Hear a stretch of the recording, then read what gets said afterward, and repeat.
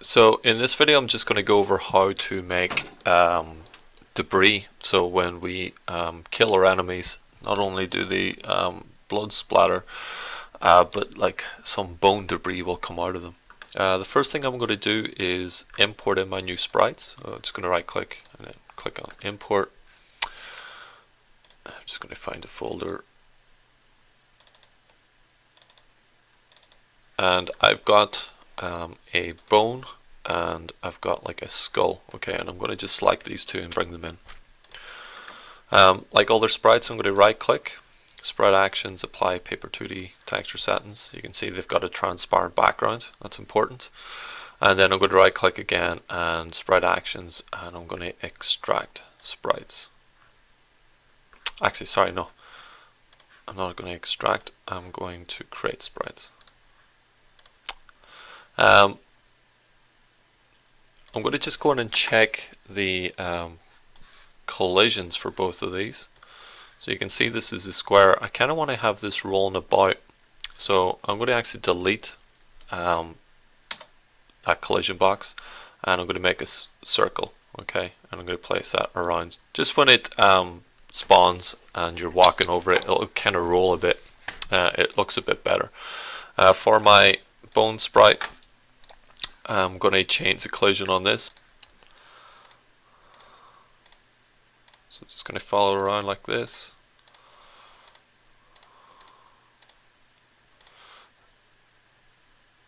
And then click off the add polygon here. It might be misshapen in some, but you can just grab the points and move them.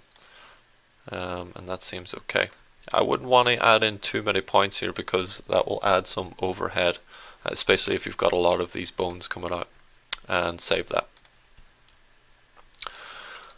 So now that they're set up, I'm going to right click and I'm going to make a new blueprint class. It's going to be an actor. I'll just call this debris, and then I'm going to open that up.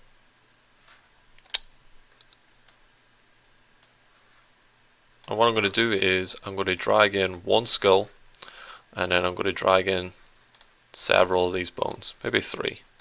You can have more if you want. And I'm going to leave the default scene root there. So what I'm going to do is in the event graph, whenever this is spawned, okay, I'm basically going to add a force. Okay, so add force. I'll pick the first one, and I'll split this. And what I'm going to do is I'm going to add force to the Z and the X, okay, and I'm going to choose a random float for both. So random float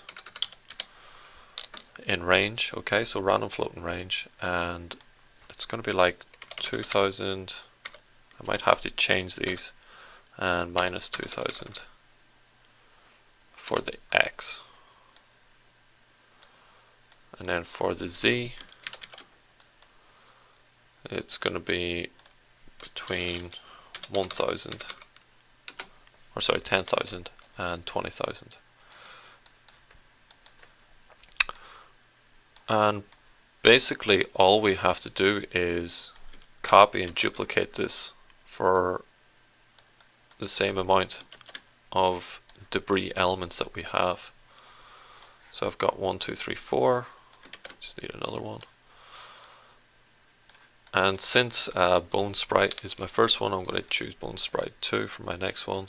I'm going to plug each of these in. Bone sprite 1, bone sprite 2, and that should in theory make sure that each one of these is randomized, okay, and they'll go in a different direction each time that they're spawned. So we're just compile and save that, and what I'll do is this blueprint I'll put in our game. Just makes it down 0, and we'll press play. And you can see first of all too big, so we will need to change the size of that. So if I go into the default scene root, I'll probably just make that half the size. And another thing is they're always colliding in with each other. So I'm going to select all the sprites, go down to collision, presets, I'm going to set it to custom, and I'm going to tell it to ignore everything, maybe except for the pawn. Might get it to block that, and also block world dynamic. Whatever, if your ground is world static or world dynamic, make sure it's blocking that, otherwise it will fall through. And I'm going to change this to a physics body. Simulate physics on these bone sprites. So if I select them all, just make sure simulate physics on.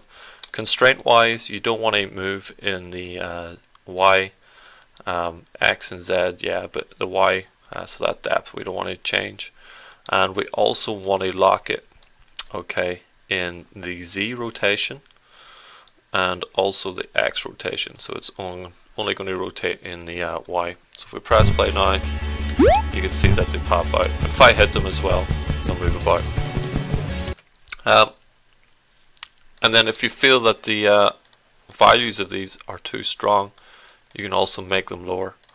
So I think I had mine's a bit too high, so I'm going to make them 20,000 on each. Again, you can tweak this until you think it feels right.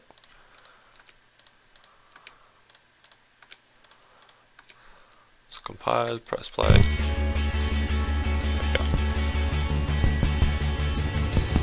And if you find that they're moving too fast, you can also put like linear and angular dampening on them, and you can also change like the size or the mass of it, so it won't move that fast. So now we've got that done, I'm going to save it and it's working. I'm going to delete this out of my scene, and what I'm going to do is go to my enemy blueprint, and I'm going to say when it destroys, it's going to basically spawn, it's going to spawn these debris elements. So in my branch here under my health deplete function in my enemy, I've got this set up to check that if health is going to be less than 0, it's false and it's going to destroy actor. What I actually want to do from that is spawn an actor from class and then type in my debris. Spawn transformation I will just take from the capsule.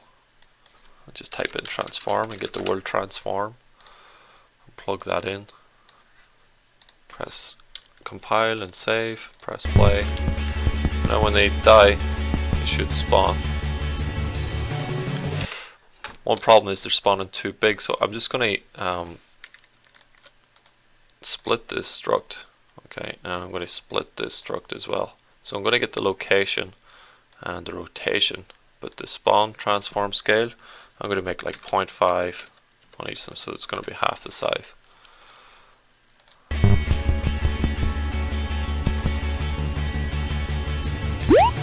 You can see it's spawning those.